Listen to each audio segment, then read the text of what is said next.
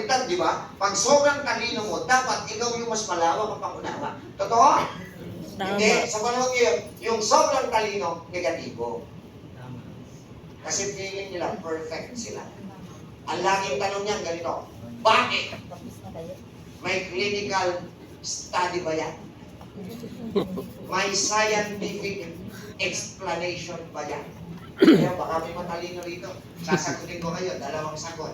1 and 2. Number 1. Total, bukas naman po ang internet. Gamitin nyo on your advantage. Sabi ko nga, di ba? You can conduct your own research. Please check what's the history and origin of medicine. At magugulat po kayo sa lalabas na result. Ang history and origin of medicine ay ugat, sanga, dahon, halaman, at bunga. Yan ang ginagamit na panggamot ng mga kanununuan natin pag nagkakasakit sila. Question, bakit nauso ang synthetic drugs? Kayo sasagot, na iba ba ang lifestyle noon kaysa sa ngayon? May pagkakaiba po ba ang lifestyle noon kaysa ngayon? Yes. Isang sample, hindi ko makakalimutan to, lola ko, lola's boy ako. Sabi ng lola ko, alam mo ako, I need to walk 3 kilometers daily para lang makapag-aral. So, kailangan niya maglakad ng 3 kilometro araw-araw para makapag-aral. Kasi yung means of transportation ng araw, hindi pa ganito. Tama? Wala kang traffic. Tama? Yes. Okay. Ngayon, lola ko yon. Ngayon, ikaw tatanungin ko, ikaw, di ba sa kabilang kanto ka lang pupunta? Nakaupo ka sa drive-by?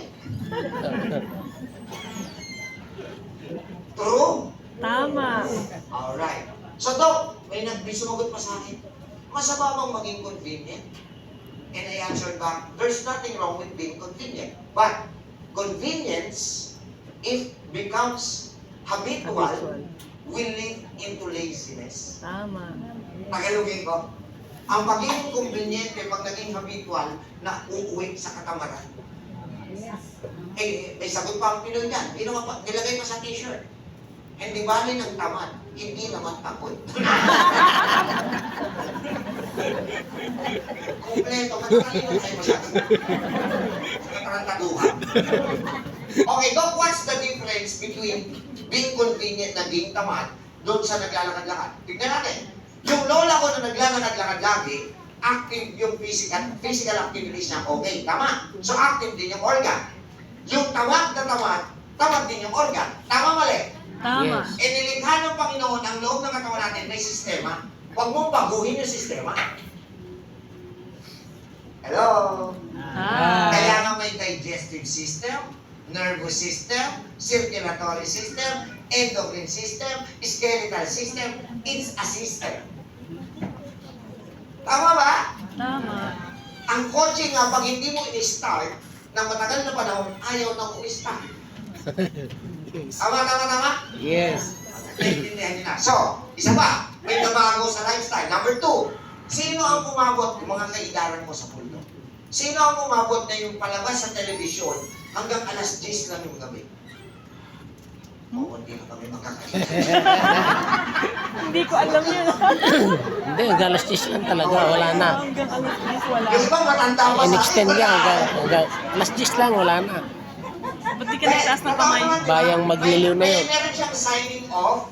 Sa 11, nagsimula yung 10 p.m. And then, in-adjust nila naging 11 p.m. And lastly, naging 12 p.m. Ano? Dok, bakit nga pala may signing off ang mga telebisyon ng araw? Kasi nagtrabaho rin po ako sa media, di ba? Okay, bakit may signing off? Because, pinagbawalan sila dati para pag wala nang mapanood ang mamamayang Pilipino, matutulog na sila. Naintindihan niyo? Opo. Kaso ngayon hindi, available na siya 24/7. Netflix. Wala rin palabas, ha? Tama! Ito ba yung magandang senaryo? Sisigaw, hoy! Pati ka pa matulog. Ito nga, nagpapaantok ko. Sa akin yung sabihin niya, kukutongan kita. Paano kang aantokin? Nag-i-enjoy ang utak mo. Excuse me, hindi ka aantokin.